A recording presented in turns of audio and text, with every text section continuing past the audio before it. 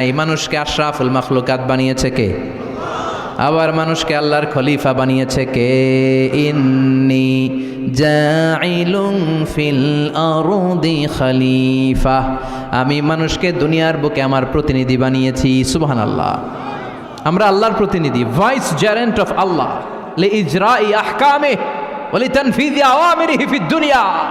এই দুনিয়ার বুকে আল্লাহর আদেশ নিষেধ বাস্তবায়ন করার জন্য তার খলিফা হয়ে আমরা পৃথিবীতে এসেছি। চিল্লায় বলেন ঠিক কিনা? আল্লাহ বললেন, চোর যদি চুরি করে হাত কেটে দেয়, কার আইন? আস-সারিকু ওয়াস-সারিকাতু ফাকতাউ আইদিয়াহুমা জাযাআম বিমা কাসাবা নাকালাম মিনাল্লাহ ওয়াল্লাহু আজিজুন হাকীম। এটা কার কথা? If anyone steals something very precious from the society, the government should cut down his right hand.